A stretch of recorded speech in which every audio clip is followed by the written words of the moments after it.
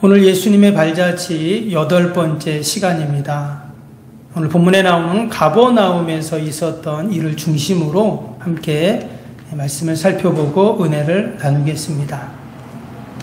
먼저 이 가버나움이 어떤 지역인지 한번 잠시 살펴보면요. 이 가버나움은 이스라엘 북쪽의 갈릴리 지역에 있는 그러한 도시입니다. 이 도시는 예수님의 갈릴리 사역에 있어서 아주 중요한 중심지였습니다. 갈릴리 바다를 보면 한번 지도를 한번 보여주시면 갈릴리 바다가 있으면 약간 밑에 쪽에 디베랴라는 그런 지역이 있는데요. 이 디베랴라는 지역은 당시 로마의 도시였다고 하면 이 갈릴리 바다를 중심으로 약간 위에 이 가버나움이라는 동네는 유대인들의 도시다, 이렇게 이제 이야기를 했습니다. 마태복음 9장에 보면 예수님께서 이 가버나움을 본동네다, 이렇게 이제 표현할 정도로 예수님에게 있어서 이 가버나움은 마치 제2의 고향 같은 아주 중요한 그러한 도시였습니다. 신약 시대에는요, 이 가버나움에 당시 로마 군대가 주둔해 있었습니다.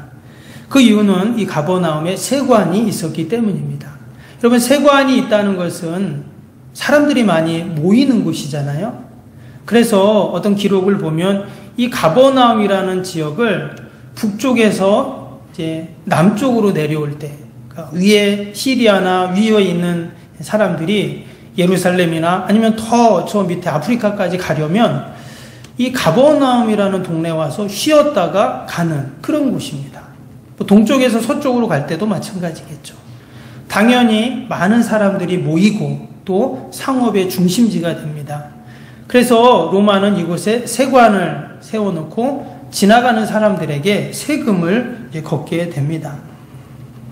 그래서 예수님의 제자 중에 세리마태가 있죠. 그 세리마태가 바로 이 가버나움 세관에서 일하다가 예수님께 이제 부름을 받게 되는 것입니다. 마가복음을 보면 예수님께서 특별히 가버나움에서 많은 사역들을 행하시는데 특별히 많은 치유 사역들이 그렇게 기록이 되어 있습니다. 마가복음 1장에 보면 예수님이 가버나움 회당에서 이제 말씀을 가르치시죠. 그러면서 거기서 더러운 귀신 들린 자를 고쳐주십니다.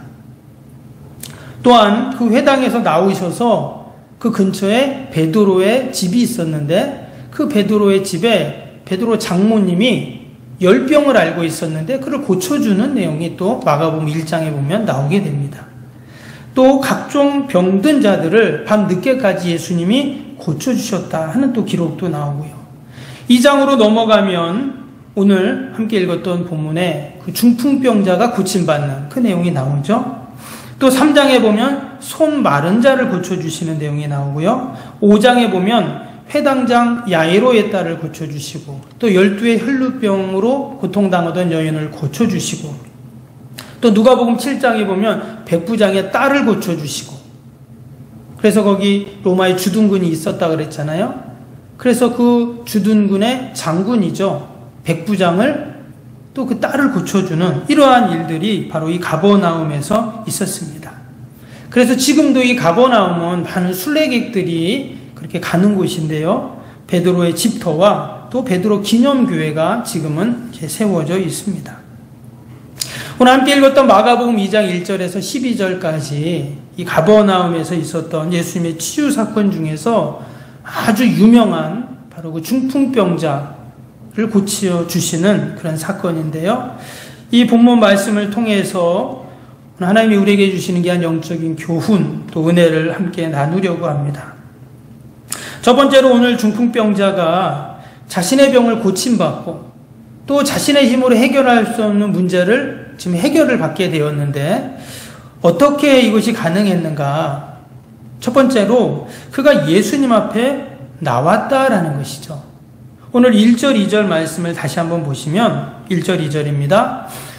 수일 후에 예수께서 다시 가버나움에 들어가시니 집에 계시다는 소문이 들린지라 많은 사람이 모여서 문 앞까지도 들어설 자리가 없게 되었는데 예수께서 그들에게 도를 말씀하시더니 이렇게 되어 있습니다. 예수님이 가버나움에서 사역을 하시다가 다른 곳에 갔다가 지금 다시 가버나움에 오셨다. 지금 이렇게 1절에 이야기를 하고 있죠. 그래서 사람들이 예수님이 다시 우리 마을에 오셨대라는 소문이 쫙 퍼진 겁니다. 그래서 사람들이 그럼 예수님 한번 봐야지. 예수님이 많은 사람들을 병을 고쳐주신다고 하는데 정말 그게 사실인지 사람들이 확인하고 싶었겠죠. 또 어떤 사람들은 정말 아픈 사람들은 어때요? 예수님을 만나서 고침받기를 원했습니다. 그래서 오늘 2절에 보니까 예수님이 어떤 집에, 누구 집에 들어가 있는데 얼마나 사람들이 많이 모였는지 들어갈 자리가 없다. 이렇게 말을 하고 있죠. 이처럼 하나님의 역사는요, 누구 앞에 먼저 나와야 되는가? 주님 앞에 나와야 된다라는 것입니다. 우리가 하나님 앞에 나와야 하나님의 역사를 확인하고 경험할 수가 있죠. 오늘 본문에 나오는 이 중풍병자도 고침을 받게 되는데 어떻게 고침을 받았는가? 예수님께 나왔기에 고침을 받았습니다. 만약에 그냥 집에 있었다면 아무 일도 일어날 수 없죠. 또 하나님의 그 치유의 역사도 경험할 수가 없습니다. 그가 지금 주님 앞에 나왔을 때 고침을 받았는데 2절에 보니까 지금 예수님이 뭘 하고 계셨냐면 그들에게 도를 말씀하시더니 이렇게 말을 했어요.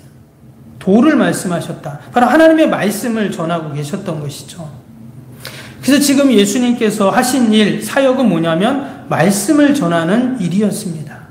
즉 하나님의 말씀이 선포될 때 이 놀라운 치유의 역사, 문제 해결의 은혜를 경험했다는 것입니다.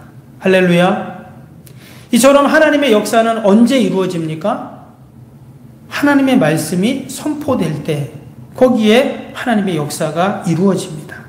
때문에 우리가 말씀을 늘 사모하고 또 말씀의 자리를 사모하고 늘 하나님의 말씀을 붙잡을 때 우리가 하나님의 그 놀라운 역사를 경험할 줄로 믿습니다.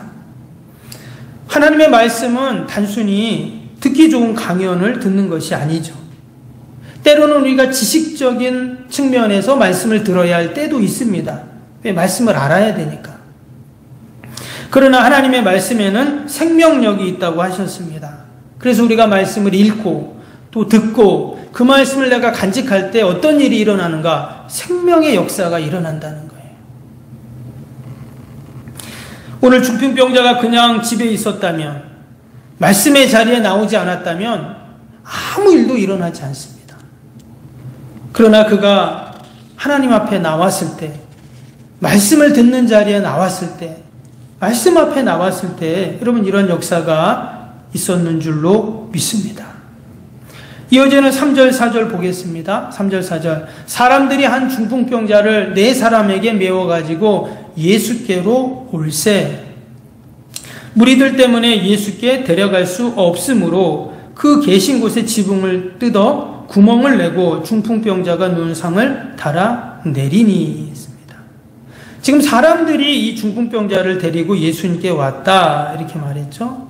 말씀드린 것처럼 그들이 지금 예수님께 왔는데 더 정확히 표현하면 예수님이 말씀을 전하는 현장에 지금 온 것입니다. 여러분 우리가 집에서도 말씀을 들을 수 있죠? 요즘에는 뭐 TV를 켜도 기독교 TV가 나오니까 말씀을 들을 수 있고 또 핸드폰으로 우리가 말씀을 들을 수도 있고 아니면 내가 성경책을 펴가지고 말씀을 스스로 읽을 수도 있습니다. 근데 중요한 것은 뭐냐면 오늘 말씀해 보니까 예수님이 그 모습을 보고 계셨다는 말씀이 나요. 그게 이제 5절인데요. 5절 보세요.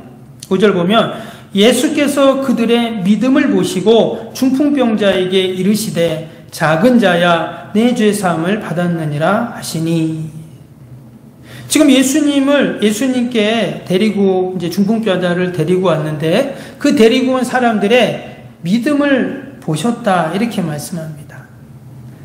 여기서 믿음을 보셨다는 말씀은 그들의 중심을 보셨다는 말과 같은 말이죠. 그래서 예수님은 주님 앞에 나온 말씀을 드리려고 나온 그들의 중심을 보시고 믿음을 보신다는 거예요. 우리가 이번 코로나 사태를 보내면서 우리가 온전히 성전에 나오지 못하고 또 예배의 자리에 나오지 못하고 지금도 여전히 또 가정에서 영상으로 또 개인적으로 예배를 드리는 우리 성도님들이 계십니다. 이것은 우리 교회뿐만 아니라 한국교회, 전 세계 교회가 지금 다 그러한 상황이 있죠. 너무나 안타까운 그러한 일입니다. 그런데 우리가 성전에 나오는 또 예배를 드리는 이 문제를 놓고 어떻습니까? 많은 논쟁이 있어요. 성전에 나가야 되냐 말아야 되냐. 영상으로 예배를 드리는 것이, 말씀을 듣는 것이 그러냐 틀리냐, 막 이런 논쟁들이 많죠. 근데 여러분, 이것은 사실 본질이 아닙니다. 하나님은 우리가 어디에 있든지 우리의 믿음과 중심을 보시는 줄로 믿습니다. 내가 말씀 앞에 나왔을 때 우리의 믿음을 지금 중심을 보신다, 이렇게 분명히 말씀하고 계세요. 그래서 우리의 마음이, 우리의 중심이 늘 어디에 있어야 됩니까? 늘 하나님의 말씀 앞에 있어야 되죠. 늘 말씀을 내가 간직해야 되고 늘 그 말씀을 사모하고, 그럼 그럴 때 거기에 생명의 역사가 일어나는 줄로 믿습니다. 또한 예수님이 지금 예수님 말씀 앞에 나온 그 중풍병자를 먼저 병을 고쳐주신 게 아니라 우리가 아는 것처럼 어때요? 죄의 문제를 해결해 주셨습니다. 오늘 5절을 다시 보시면 예수께서 그들의 믿음을 보시고 그 중풍병자에게 이르시되 작은 자야 내 죄 사함을 받았느니라 하시니. 예수님께서 지금 이 병자에게 뭐라고 했어요? 내 죄 사함을 받았느니라 5절에 그랬죠. 근데 지금 이 중풍병자가 예수님께 나온 이유가 뭡니까? 병의 고침을 받기 위해서인데, 예수님이 이 병자를 고쳐주신 것은 한참 뒤에 고쳐주세요. 12절에 그게 나오잖아요. 12절에 보시면 그가 일어나 곧 상을 가지고 모든 사람 앞에서 나가거늘 이랬습니다. 그러니까 지금 이 병자가 예수님께 나온 이유는, 지금 예수님 앞에 오는데 상당히 우여곡절이 많았어요. 몸은 아프죠? 일어나지 못하죠? 그래서 사람들이 4명이 그 병자의 침상을 들고 예수님께 왔는데, 또 거기 사람들이 많아가지고 예수님 앞에 갈 수도 없었어요. 그래서 읽었던 것처럼 지붕을 뜯고 예수님 앞으로 그 병자를 내려주는, 이렇게 너무나도 힘들게 예수님 앞에 나왔는데, 이렇게 한 이유는 오직 하나잖아요. 병을 고치기 위해서입니다. 그런데 예수님은 육적인 치료도 중요하지만 먼저 영적인 치료, 또한 마음의 치료가 우선되어야 한다는 것을 보여주신 것입니다. 아무리 우리 육이 고침을 받아도 영이 죽고 영이 병들어 있으면 결국 육의 치료도 무의미하기 때문입니다. 근데 여러분, 이것은요, 오늘날 의학계에서도 이것을 인정합니다. 어떤 환자가 있으면 그 환자의 육적인 건강만이 아니라 요즘에는 전인 건강, 전인 치유, 통합 치유, 이런 얘기를 합니다. 이 말은 육체만 고쳐서는 안 된다는 거예요. 그래서 육의 건강을 위해서는 그의 마음도, 혼도 다 고쳐야 된다는 거예요. 그런데 여러분, 세상 사람들은, 의사들은 뭐는 모릅니까? 영은 모르죠. 여러분, 영은 보이지 않습니다. 아무리 엑스레이를 찍고 CT를 찍고 MRI를 찍어도 어때요? 영은 보이지가 않잖아요. 세상 사람들은 영을 인정하지 않고 모릅니다. 그런데 예수님께서는 어때요? 우리의 영을 꿰뚫어 보고 계시죠. 왜? 우리의 중심을 보신다고 했으니까. 때문에 예수님은 이 중풍병자의 육의 상태도 심각했지만 더 심각한 게 뭐였냐? 영의 상태라는 것을 아셨습니다. 여러분, 이 중풍병자는 지금 침상에 누워서 일어나지도 못해요. 그러면 지금 그는 성전에도 못 갑니다. 회당에도 못 가죠. 때문에 그는 오랫동안 하나님의 말씀을 듣지 못했을 것입니다. 우리가 육적인 밥을 먹어야 그렇게 육이 자라고 성장하는 것처럼 우리의 영도 영의 양식을 먹어야 자라게 되어 있죠. 그런데 영의 양식을 공급받을 수 있는 통로가 막혀 있습니다. 때문에 이 중풍병자는 육적인 중풍병자였지만 영적인 중풍병자였음이 틀림이 없습니다. 왜? 예수님이 그의 죄를 사해 주셨기 때문이죠. 그 죄의 문제, 영적인 문제가 그의 영적인 중풍병에 걸리게 한 것입니다. 그래서 예수님의 치유 순서를 보면 무엇을 먼저 치료합니까? 영을 먼저 치료해 주시죠. 우리가 여기서 중요한 영적인 진리를 깨닫게 됩니다. 순서가 이렇게 중요한가 이렇게 생각할 수도 있는데 그렇지 않습니다. 아래 6절을 보시면요, 예수님께서 그 죄사함을 선포하는 순간 뭐라고 합니까? 옆에 있던 서기관들이 난리가 났습니다. 이것은 신성모독이라는 거예요. 그때 예수님이 하신 말씀이 9절에 이렇게 말씀하셨죠. 9절 보시면 중풍병자에게 내 죄 사함을 받았느니라 하는 말과 일어나 내 상을 가지고 걸어가라 하는 말 중에서 어느 것이 쉽겠느냐 이렇게 말씀했어요. 죄 사함을 받아라, 영적인 문제를 해결하는 거죠. 또 상을 가지고 가라, 걸어가라, 육적인 치유를 말합니다. 근데 이 두 가지 중에서 어느 게 더 쉽겠느냐 이랬어요. 이 말은 어느 것이 먼저겠느냐 이런 질문이거든요. 당시의 종교 지도자들은 예수님이 메시아라고 인정하지 않았습니다. 그렇기 때문에 지금 예수님이 이 말씀을 하셨을 때 그들은 오해를 하죠. 어떻게 하나님의 이름을 함부로 부르지도 못하던 그때 지금 죄사함의 권세는 하나님께만 있는데 그 죄의 문제, 영적인 문제를 얘기하니까 신성모독이다 그렇게 이야기한 것이죠. 그러나 예수님께서는 그러한 오해를 받고 그러한 신성모독이라는 모함을 당할 것을 알면서도 어떻게 해요? 죄의 문제를 해결하는 게 너무 시급하니까, 영적인 문제를 해결하는 게 너무 시급하니까 그것을 먼저 말씀해 주신 것입니다. 우리는 때때로 영적인 것에 대해서 너무 간과하는 경향이 있습니다. 또 어떤 분들은 모든 것을 영적으로 생각하는 지나친 경우도 있어요. 그러나 중요한 것은 우리의 영이 살아야 분명 우리의 육도 여러분 사는 줄로 믿습니다. 그래서 예수님께서는 먼저 그 병자의 죄사함의 문제, 영적인 문제, 영적인 중풍병을 해결해 주셨다는 것이죠. 마지막으로 이 중풍병자가 치유를 받고 고침을 받는 육적인, 영적인 모든 치유를 받는 데 있어서 아주 중요한 것 또 하나가 뭐였냐면 바로 이 병자를 데리고 온 사람들의 사랑의 수고와 섬김을 예수님이 칭찬을 하셨습니다. 이것은 다른 말로 하면 예수님의 치유 사건 가운데 그들이 귀하게 쓰임을 받았다라는 것이죠.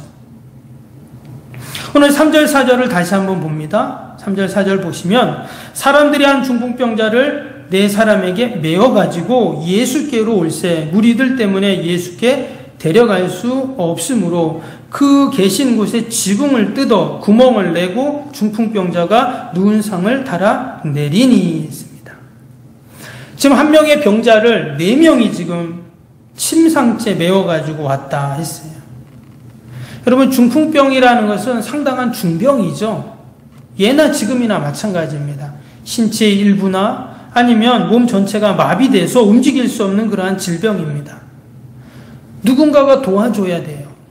근데 지금 오늘 본문에 나오는 이 중풍병자는 아예 누워서 일어날 수 없는 그러한 상태였다는 것이죠. 누군가 도움이 없으면 아무것도 할 수 없는 그러한 사람이었습니다. 그런데 너무나 감사한 것은 지금 그 이웃들의 수고와 사랑을 통해 그가 예수님 앞에 나올 수 있었다는 거예요. 더욱이 4절에 보면 무리들이 많아갖고 이제 예수님 앞에 갈 수도 없는 상황이었는데 이 사람들이 포기하지 않고 최선을 다해서 이 병자를 예수님께로 데리고 왔어요. 이 당시에 이 유대인들의 주택을, 서민들의 주택을 보면 1층 이제 슬랍으로 되어 있습니다. 그래서 지붕이 평평해요. 그리고 밖으로 이제 그 지붕이 올라갈 수 있는 계단을 그렇게 이제 만들어 놓았는데 집이 조그맣니다. 방이 하나고 뭐 안에 다 부엌이 있고 심지어 짐승도 이제 집에서 키우는. 우리 옛날에 우리나라도 좀 그랬잖아요, 그렇죠? 그랬는데 그 병자를 지붕으로 옥상으로 데리고 가서 그 지붕을 뜯고 뭐 지붕을 만들려면 석가래 같은 것을 나무를 대고 그 위에 볕단을 깔고 여기 진흙을 바르거나 기와를 얹거나 그렇잖아요. 그러니까 그것을 뜯어가지고 그 석가래 사위로 침상을 내려서 병자를 예수님께로 이렇게 내린다는 것은 상당히 힘든 일입니다. 그런데 그들이 이 모든 수고를 마다하지 않고 감당하는 바람에 그가 이러한 치유를 얻게 됩니다. 그래서 예수님께서 오늘 5절에 그들을 칭찬하신 거예요. 예수께서 그들의 믿음을 보시고 이렇게 지금 말씀을 하고 있어요. 여기서 믿음을 보셨다는 그 말씀은 그 중풍병자를 데리고 온 사람들의 수고, 또 사랑, 또 열정, 정성 이런 것들을 예수님은 지금 믿음이다 이렇게 말씀을 하셨습니다. 그래서 우리는 믿음이 내가 가만히 생각하는 게 믿음이 아니라 믿음은 동적이다라는 것을 알 수가 있어요. 한 영혼을 구원하기 위한 모든 수고를, 사랑을 다 쏟는 것이 바로 믿음이다라는 것입니다. 근데 오늘 말씀해 보면 이 네 명이 이 병자와 어떤 관계인지 언급하지 않고 있어요. 익명의 사람들입니다. 만약에 가족이나 형제나 친구들이었다면 어떨까요? 여러분 이런 일을 할 수 있죠. 여러분 우리의 가족이 지금 아파서 너무 힘들어하는데 예수님께 데려가면 나을 수 있다. 그러면 이 힘들더라도 업어서라도 침상을 들어서라도 예수님께 데려갈 수 있잖아요. 친구도 마찬가지입니다. 그 정도 수고는 해줄 수 있죠. 그런데 오늘 본문에 나오는 익명의 사람들은 어때요? 만약에 나와 관계가 없는 사람이라면 이것은 결코 쉬운 일이 아닙니다. 사람들은 나와 관계가 없으면 나에게 유익이 없으면 꺼리거든요. 그런데 이들은 기꺼이 섬겼다는 것이죠. 그래서 오늘 이 가버나움에서의 중풍병자의 치유가 더 귀하고 은혜가 넘치게 됩니다. 누군가 때문에 고침을 받고 인생의 문제가 해결되고 하나님의 구원의 은혜를 누리게 된다면 여러분 그것은 너무나 귀한 일이고 복된 일이고 가치가 있는 일이죠. 이들의 수고를 통해서 죄사함의 은혜, 병고침의 은혜, 또 예수님이 하나님이심을 만방에 드러내는 이러한 일들이 일어나게 되었습니다. 오늘 7절에 보니까 서기관이 뭐라고 했어요? 이 사람이 어찌 이렇게 말하는가? 신성 모독이로다. 오직 하나님 한 분 외에는 누가 능히 죄를 사하겠느냐? 서기관 입장에서는 이 말이 맞을 수도 있어요. 근데 지금 이 서기관은 누구보다 말씀을 잘하는 자잖아요. 누구보다 예배를 많이 드렸던 자이고 누구보다 하나님을 너무나 많이 알고 있는 자인데 여러분 이 서기관은 어때요? 중풍병자를 위해서 한 것이 아무것도 없어요. 그런데 그 익명의 사람들은 그 중풍병자를 낫게 하려고 하나님의 영광을 드러내는 이런 일을 했다라는 것입니다. 오늘 이 중풍병자와 또 그를 데리고 온 사람들은요, 지금 예수님을 메시아로 인정하고 있습니다. 구체적으로 예수님을 메시아라고 고백하고 시인하지는 않았지만 예수님이 그들의 믿음을 보셨다는 말씀 속에서 이 병자를 예수님께 데려오면 내가 예수님께 가면 나를 고쳐주실 거야. 저분은 그런 능력이 있는 분이야 라고 이제 믿었던 것이죠. 예수님은 그들의 생각과 마음과 중심을 꿰뚫어 보고 계셨기 때문입니다. 반면 누구보다 말씀을 알고 누구보다 하나님을 알고 있었던 그 서기관들은 어때요? 예수님을 메시아로 인정하지 않았다라는 것입니다. 여러분 이처럼 우리가 늘 주님 앞에 나아가면 우리를 고치시고 치유하시고 해결하시고 온전케 하시는 그 주님을 우리가 그리스도로 믿고 늘 주님을 의지하고 또 주님을 찬양해야 할 줄로 믿습니다. 오늘 말씀 마지막에 보면 12절에 이 모든 일들을 통해서 이루어진 구원의 역사를 보면서 사람들이 하나님께 영광을 돌리게 됩니다. 당연히 병을 고침받은 중풍병자 또 그를 데리고 온 사람들은 하나님께 영광을 돌렸겠죠. 근데 여기 말씀의 12절에 보면 모든 사람들이 하나님께 영광을 돌렸다 그렇게 나오고 있어요. 지금 사람들이 많이 거기에 있었다고 했죠. 또 이 가운데는 분명히 예수님을 신성 모독이라고 말했던 서기관들도 있었을 것입니다. 여러분, 이처럼 예수님께서 놀라운 믿음의 구원의 역사들을 이루실 때 여기 하나님의 영광이 드러나게 되는 줄로 믿습니다.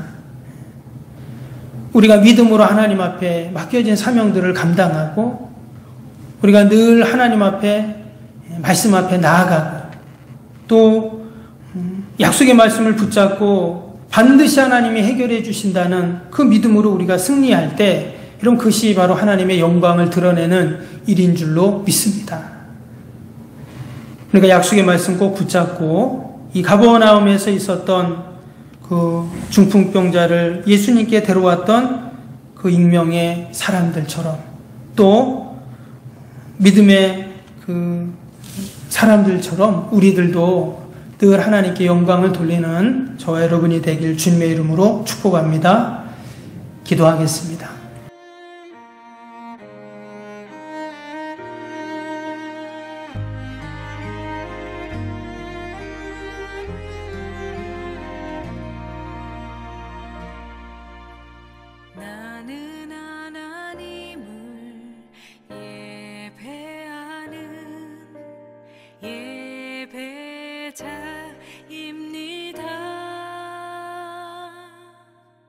내가 서 있는 곳 어디서나 하나님을 예배합니다.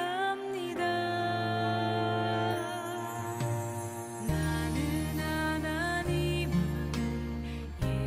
예배하는 예배자입니다.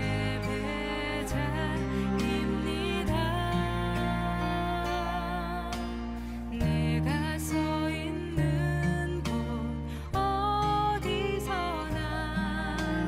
하나님을 예배합니다. 내 영혼 거룩한 은혜를 향하여 내 마음 완전한 하나님 향하여 이곳에서 바로 이 시간 하나님을 예배합니다.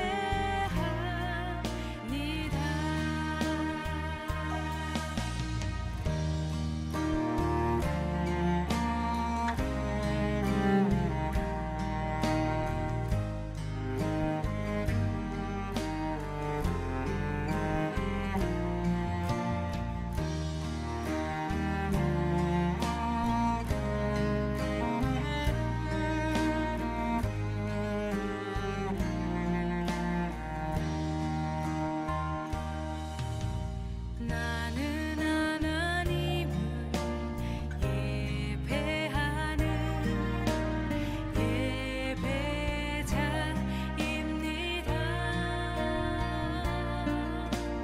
내가 서 있는 곳 어디서나 하나님을 예배합니다.